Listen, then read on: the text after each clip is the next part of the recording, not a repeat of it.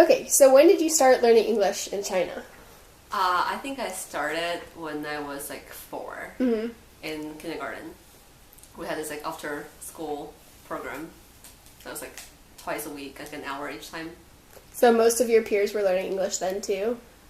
Some of it. Okay. Like it was like you can sign up and you can choose. It was an optional 4-year-old Yes. little language class. Okay, cool. And when did you feel like you were able to communicate in English fluently? How old were you then? I would say like middle school. So Okay. like 13, 14-ish. And at that point, were most of your friends able to communicate in English as well? Not really. Like Okay. I like ever since like 4 to like 13, 14, I've been taking like private lessons and just like lessons on the weekends. It's like a little bit like of the extra work compared to like other people mostly. And was that your only form of practice of English, was those Yes. private lessons you were taking? Yes. So you weren't able to practice it with your friends or your family? Not really. Gotcha.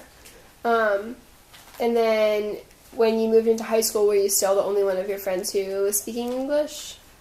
Yeah, like we had like English classes like in high school, but it was like very focused on grammar and like so like written and reading instead of like speaking or like listening. And when you were in high school, you were still taking private lessons? Yes, yeah, Okay. but like less frequently. Gotcha. And there you felt like you were able to practice speaking? Right. Gotcha. So when you applied to colleges in America and you knew that you were going to come to the States for college, at that point, did you feel like you were fluent? Yes, but like not super fully. Yeah, I still had to like think about what I want to say before I actually said it, and it's like a lot of like more processing time, and like I had to like run through everything like in my head like before. So were you nervous about coming to a college where you would only be speaking English and all of your learning was going to take place in English? I think I wasn't super nervous because like that had always been like what I wanted to do, so like I had like mentally prepared myself. But like when I came here, like it was definitely like a little nerve-wracking at the beginning, and yeah, but I just thought like I would adapt to it and be fine eventually at some point. Do you remember in like your first few months here what some of the main challenges were and just memories of any obstacles you came across? I think one of the main things was like sometimes like when I can't understand people, like I didn't know whether it was the content that I didn't understand or like the language itself. So sometimes I feel like I pretend to understand other people when I absolutely had no idea what they're saying. But like it was because what they were saying like was just something that I didn't know instead of like the way they said it or like the language they used. So like even if they say the same thing now, I would still don't understand.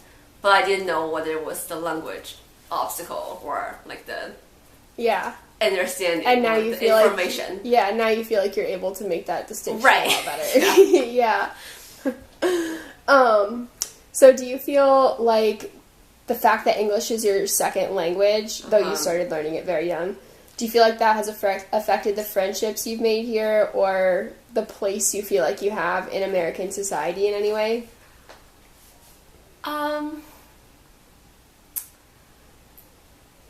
I think like I definitely feel like more, I don't know, like a lot of my really close friends, I don't know if it's like it makes sense or not, like a lot of my close friends have some experience with like second language learning for some reason. Like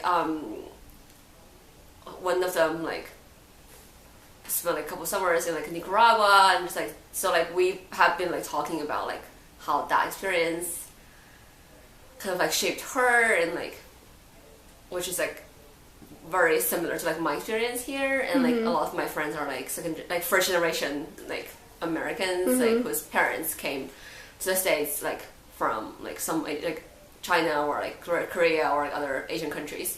So I feel like it definitely has an impact like on like the things that I tend to look for in friendships. And I like tend to have more connections with people who share like that part of like life experience, I guess. Yeah. What do you feel like some of the biggest things that you and friends who share that experience have learned from those encounters have been?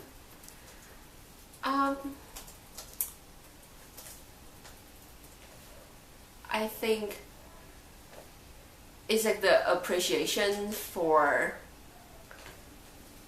or just the experience of being in the culture or like an environment where your identity or like your language is not the dominant one.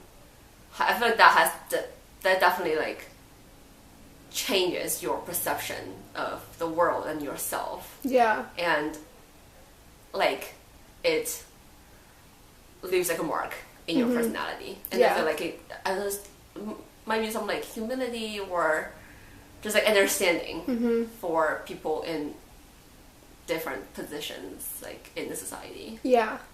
Have you ever had a thought or an emotion that you felt unable to express in either English or Chinese, like you didn't have the words to put to it? Yeah.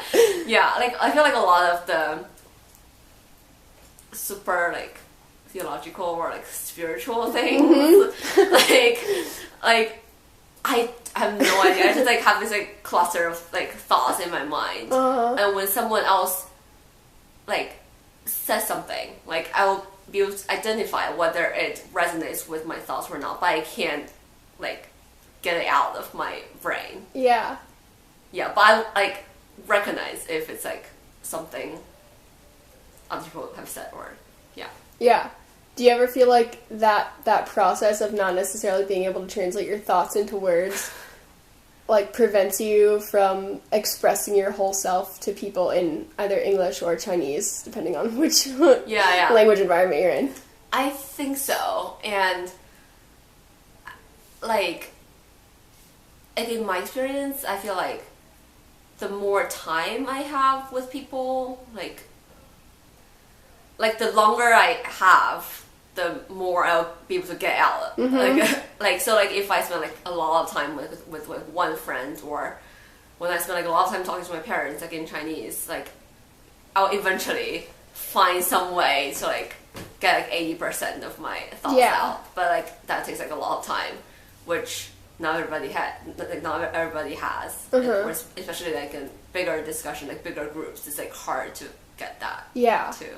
When you say a lot of time, do you mean a lot of time in the relationship, so it's more of like a comfort thing, or a lot of time to kind of verbally process? Gotcha. Yeah. Okay. Cool. Well, thanks. That's all I have.